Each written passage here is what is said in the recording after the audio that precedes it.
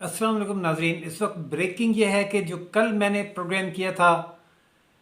Justice काजी फ़ाइज़ ईसा के हवाले से कि एक ऑर्डर जारी करते हुए उन्हें वज़ीर आज़म के ख़िलाफ़ केस में फ़रीक करार देते हुए मुकदमा निपटा दिया गया और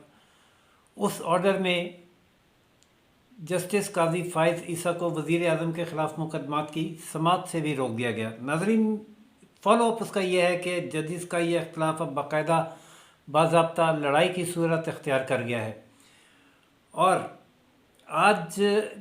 जस्टिस काजी फ़ाइज़ ईसा ने रजिस्ट्रार को एक ख़त अरसाल किया जिसमें उन्होंने ये कहा है कि उनके इल्म में यह बात आई है कि एक केस में एक ऑर्डर जारी किया गया जिसमें वो भी शामिल थे और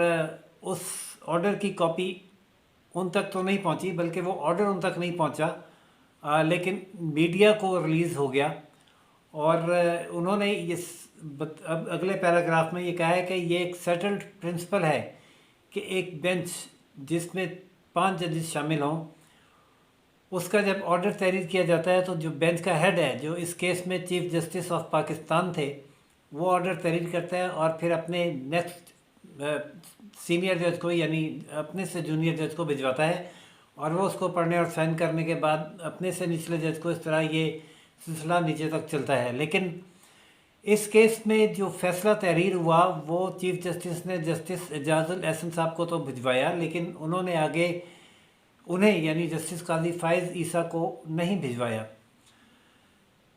सवाल किया गया है रजिस्ट्रार से, बल्कि 5 सवाल किए गए हैं कि ये ऑर्डर उन तक क्यों नहीं पहुंचा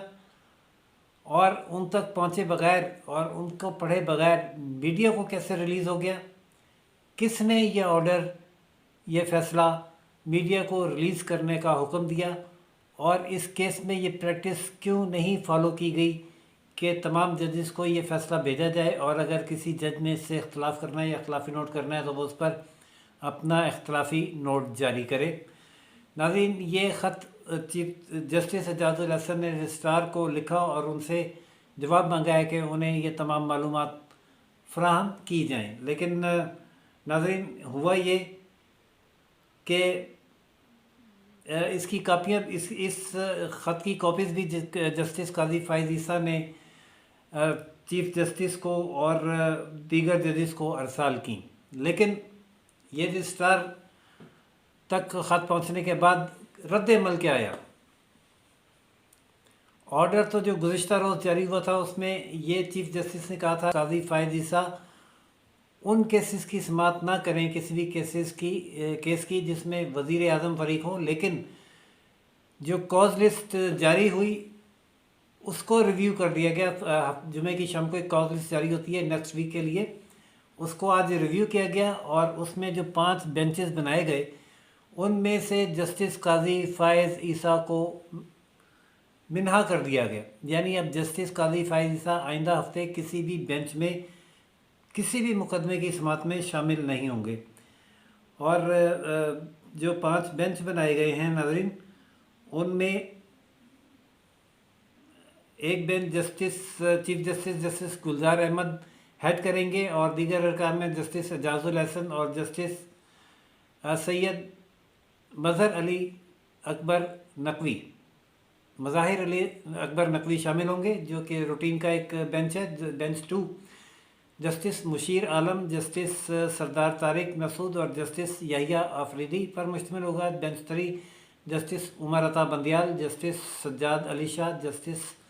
मुनीब अख्तर पर मुश्तमिल होगा। बेंच 4 जस्टिस मकबूल बाक़िर और जस्टिस काजी मोहम्मद अमीन अहमद पर मुश्तमिल होगा, जबकि बेंच 5 जस्टिस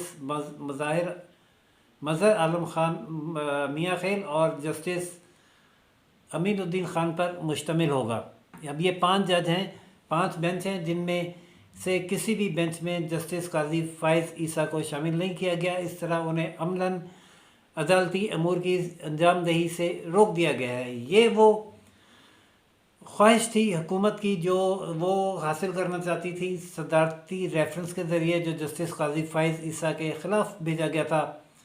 कि जस्टिस काजी फ़ाइज़ ईसा को मुलाजमत से ही बर्खास्त कर दिया जाए। लेकिन उस वक्त तो वो बच गए थे لیکن اس کیس کے بعد جو گزشتہ روز ہوا، جس میں جو خود جسٹس قاضی فائز عیسیٰ کے نوٹ پر وزیر اعظم کے خلاف اس حوالے سے ہوا کہ انہوں نے ایم این ایز اور ایم پی ایس کو الیکشن کمپین کے لیے فنڈز جاری کر دیے ہیں یا کرنے کا اعلان کیا ہے، اس کیس میں جسٹس قاضی فائز عیسیٰ کو فریق قرار دیتے ہوئے وہ کیس اس انداز میں نمٹایا گیا کہ جو جواب وزیر اعظم کی جانب سے آیا تھا اس کو ایکسیپٹ کر لیا گیا اور کیس نمٹا دیا گیا، اور ساتھ ہی یہ بھی قرار دیا گیا کہ جسٹس قاضی فائز عیسیٰ وزیر اعظم کے خلاف پارٹی بن گئے ہیں، لہذا اس کیس کو مزید پروسیڈ نہیں کیا جا سکتا۔ یہ بات اس لیے اس تناظر میں کہی گئی تھی کہ جسٹس قاضی فائز عیسیٰ نے وزیر اعظم کے خط کے بعد ایک واٹس ایپ پر موصول ہونے والا پیغام ڈاکومنٹ کی صورت میں، پرنٹ کی صورت میں عدالت میں پیش کیا، اور یہ کہا کہ یہ انہیں ایک پیغام موصول ہوا ہے جس میں یہ بتایا گیا کہ ہمیں 65 میں وزیر اعظم نے فنڈ جاری کیے جہاں ترقیاتی کام ہوئے بائی الیکشن سے پہلے، اس کی تحقیقات کی جائے، لیکن اس کی تحقیقات کے حوالے سے کوئی آرڈر جاری کرنے کے بجائے چیف جسٹس نے کہا کہ ہم فاضل جج وزیر اعظم کے خلاف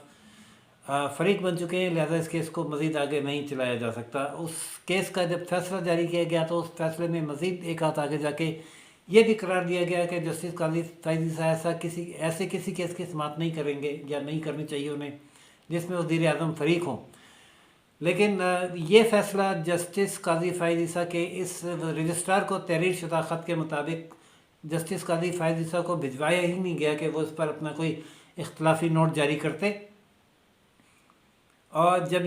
یہ شکایت انہوں نے رجسٹرار کے تھرو عدالت سے کی اور یہ پوچھا کہ انہیں اس بارے میں تفصیلات فراہم کی جائیں کہ ان کے ساتھ ایسا کیوں ہوا، تو اس کے ریئیکشن میں جسٹس قاضی فائز عیسیٰ کو ہر قسم کے مقدمے کی سماعت سے روک دیا گیا ہے، چاہے اس میں وزیر اعظم صاحب شامل ہیں یا نہیں ہیں۔ اس طرح جو جسٹس قاضی فائز عیسیٰ کا نیکسٹ ویک کا شیڈول تھا یا جن کیسز میں وہ پچھلے مقدمات میں تاریخ دے چکے تھے اس ہفتے کی، اب وہ بھی اس کی بھی سماعت ان مقدمات کی بھی نہیں کر سکیں گے۔ ناظرین، ججز کی لڑائی کا یہ واقعہ پہلا نہیں ہے، اس سے پہلے بھی میں نے اپنے صحافتی دور میں دیکھا جسٹس سجاد علی شاہ کی عہد میں جب وہ وزیر اعظم نواز شریف کے خلاف انہوں نے ایک مقدمات کی سماعت کا سلسلہ شروع کیا تھا تو ان کے اگینسٹ جسٹس سعید الزماں صدیقی صاحب نے ایک اور بلاگ بنا لیا تھا، بلکہ جسٹس سجاد علی شاہ کو اس وقت یہ ہوا تھا کہ ایک گمنام شخص ملک اسد کی درخواست پر ان کے چیف جسٹس کے تقرر کا نوٹیفیکیشن ہی غیر قانونی اور غیر آئینی قرار دے دیا گیا تھا، اور انہیں چیف جسٹس کے عہدے سے ہی عہدے پر ہی تسلیم کرنے سے خود ان کی اپنی عدالت نے انکار کر دیا تھا۔ اس طرح لیکن justice Sajjad Ali Shah de facto chief justice کے طور پر کام کرتے رہے، اور وہ جبکہ جسٹس سعید الزماں صدیقی نے اپنے طور پر بھی انتظامی امور سنبھال لیے تھے، اور اب صورتحال اس وقت یہ ہوئی تھی کہ جسٹس سجاد علی شاہ ایک بینچ لگا کر بیٹھتے تھے اور دوسری طرف جسٹس سعید الزماں صدیقی 11 ججز کا ایک بینچ لگا کر بیٹھے ہوتے تھے، اور دونوں ایک دوسرے کے خلاف ایک ہی مقدمے میں فیصلے جاری کیا کرتے تھے، اور لیکن اتنا سنگین معاملہ تو ابھی نہیں ہوا ابھی، لیکن ہم دیکھیں گے کہ جسٹس قاضی فائز عیسیٰ اب جو نئی کاز لسٹ آئی ہے اس کے بعد اس پر کیسے ریئیکٹ کرتے ہیں، کیا وہ خود اپنی کوئی کاز لسٹ